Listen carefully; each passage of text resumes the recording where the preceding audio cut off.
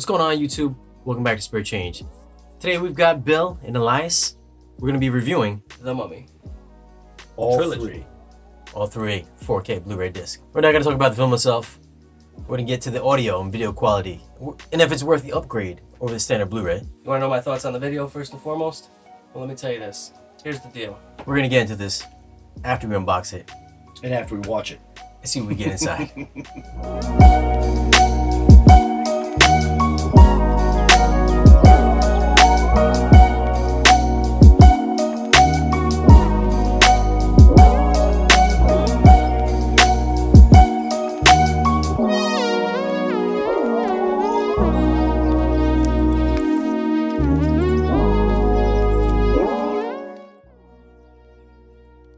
Inside the packaging, you get all three films on both standard and 4K Blu-rays, and the digital download code.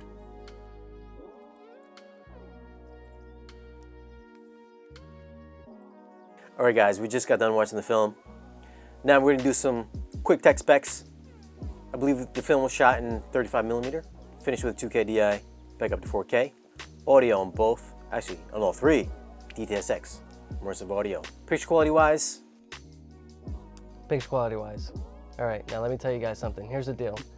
You're probably wondering why we haven't done this in a while, but we figured a lot of things out in our time off. This is the Mummy Trilogy Ultimate 4K right here that we got. Some people gave me flack for giving Prometheus somewhat of a low score, but there's a little psychology to that. Here's why. You see, these guys, mainly Shane, cares mostly if it's clear, if it's got the HDR. He looks at it objectively, right? You know me, like I said before, like Bill knows, right? How I'm an emotional cat. Your emotion cat. You've said that before. So if the movie, if the film has a good amount of color, if it has a nice color palette that appeals to my emotions, I know we don't talk about the film, but Prometheus didn't do it for me. Too cold. The Mummy 4K, the first one, the first Mummy movie, my favorite. I've seen it so many times, like I told you guys. Seen it so many times when I was younger, growing up, when I was 11 years old, 12 years old, right? Seen it so many times. Yeah, there was like a lot of moments that were cool for me, but the thing was about it that appealed to me the most was the colors. The colors in the first Mummy movie, I loved them. In the second movie, they were still good, but then you started getting a little bit more cool tones. You started getting just more earthly colors, such as, you know, leaves, grass, kind of like they traveled the world a little bit more. The third movie, when they were in China, that's when you seen like a really, really broad color palette. So if you're talking HDR, if you're talking clarity, obviously you got one movie that was in '99 and another one that was in 2001 and the last one that was in 2008. Of course, as it progressed, you got more color and you got more clarity. Me personally, my favorite was the first one. I know there were a lot of blurry scenes here and there, but I just like the first one the best. Bill, what'd you think?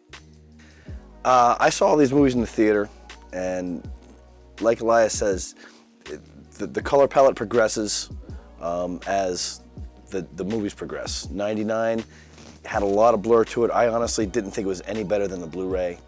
I was actually kind of disappointed in the transfer. The 2001, the second one, the Scorpion King, again, they did a better job, but still they didn't do any improvements on the CGI. I was really disappointed with the CGI of the Scorpion King.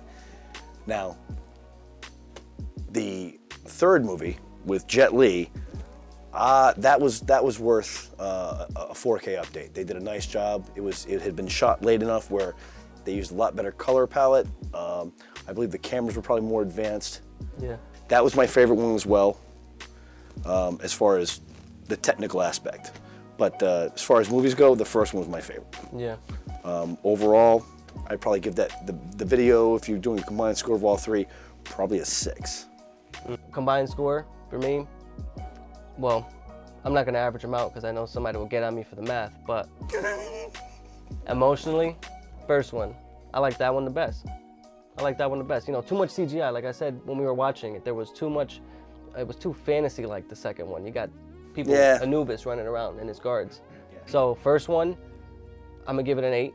Second one, I'm gonna give it a 7.5. And the third one, I'm gonna give that one also an 8. But I give the first and the third one an 8 for 2 different reasons though. The first one because of the colors and how vibrant it was, and the last one only because of how clear it was. Right, the actual technical aspect. So, what do you think, Shane? Your objective look on it?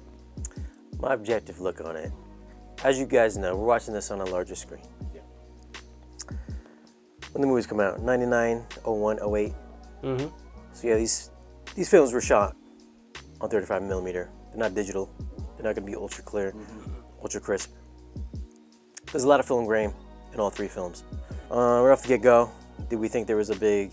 Actually, I think Elias and Bill both pointed out. Did you put the 4K disc in, or did you put the... Yeah, no. It was so blurry, man, especially the overhead shots, the big distance shots. It's like Planet Earth all over again. Widescapes, blurry. It's soft. It's kind of soft. There are a few scenes that kind of bounces back and forth between being soft and then being crisp. I mean, not crisp as like Sully crisp or maybe like Logan crisp. I mean, it's really good looking for its age for right now. The Mummy, maybe the best looking film. I thought possibly the best looking film. I thought the 08 version maybe had a little bit of noise reduction, maybe some sharpening going on. Yeah. That's just me. Now, I don't think we touched on any HDR moments too much. Better shadow detail in all three movies. Color gamut wise, I mean, it's pretty bright. Standout scenes were going to be the desert scenes. Other than that, specular highlights, things of that sort. Close-up shots, obviously, they're going to be a bit better. Other than that, HDR, it's there. It's not going to blow your mind. Which movie do you feel like the HDR was the strongest?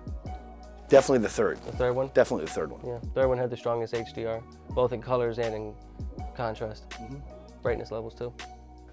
So if I was going to rate these three, Mummy 1, the first one, I'm going to give that bad boy, the bad boy 6. Must have been a bad boy. The second one is a little bit better. I'm going to give it a 6.2. Third one, 6.5. Audio quality wise, all three were done DTS-X. The standard Blu-rays, 2K versions, only DTS 5.1 or 7.1, I don't remember, but wasn't Atmos or DTS-X. It's 5.1. Yeah, it's 5.1. So DTS-X for 4K and DTS 5.1 for the standard Blu-rays. Audio-wise, a couple standout scenes in the beginning of the first one. I think there's a part where Nox and the Moon was on the table there. You can hear some ghosts flying around the room. That was kind of cool. Not a major increase. I wasn't blown away by the soundtrack. Second one, I didn't remember anything in the second one. Not really. That caught my attention. Third one. Actually, no. The second one, there are some mummies running around the side walls on the buildings. Yeah. When they're in the double-decker bus. Yeah, and they're on a double-decker bus. You guys gonna know what scene I'm talking about. Some stuff going on at height. Yeah. Third one as well. The Yeti fight scene. Yeah, the Yeti fight scene was kind of cool. I mean, the sound feels a little bit more open in the last one, so it's a little bit better. I mean, if I was gonna rate, I'm just gonna group rate all three of them. I want to give it a good solid, same as video, 6.0. Nothing great. I didn't think it was not spectacular.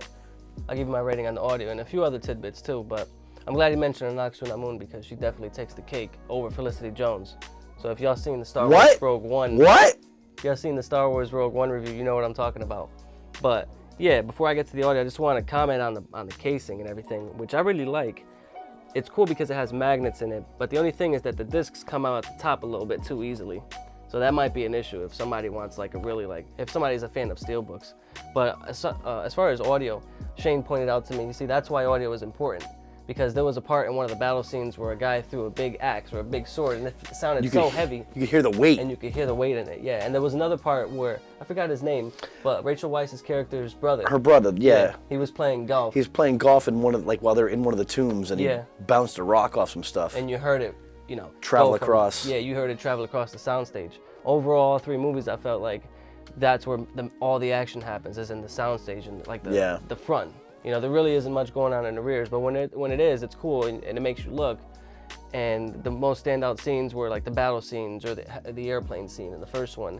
In the second one, there was the scene with the Scorpion King battle scenes. Those were cool. And then also when they were in that waterfall scene where they've got that balloon area. Oh, right. And he makes the water rise up and chase them through the canyon. Yeah, when that's happening, that's cool. You hear a lot of cool effects with the water, splishy, splashy, wooshy, washy, right? Yeah. The third one, like we mentioned, like what Shane mentioned, all that stuff. I'd give it collectively like a 7, all 3 of them. Yeah, I think I agree with that. The video, I think, wasn't as well done as the sound. I think they did more with the sound. Yeah.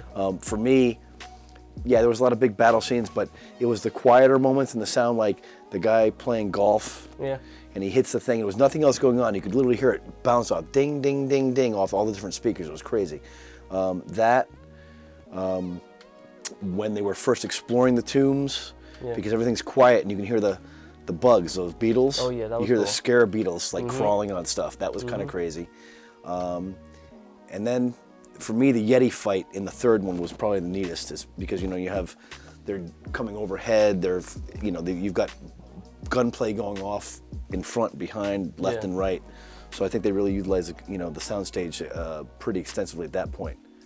Yeah. I think overall I'd give it a 7 for sound. Yeah, and I would say it's a good date movie too, all 3 of them. Most importantly, the first one, because it's fun, it's nostalgic. That's why I bought it. That's why we all agreed that we wanted to do it, because we all remember this, and as it was coming out. But yeah, date movie worthy, because it's fun. It's not And too it's nerdy. it's kind of a scary type movie, Yeah. All right, now are these movies safe for kids?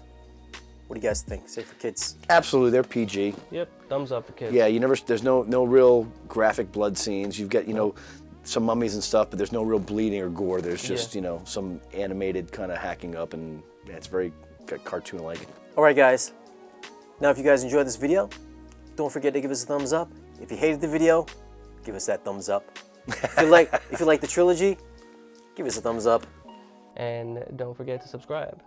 Don't forget, also, as we always say, and as I always say, check us out in the next one, because it's going to be a good one.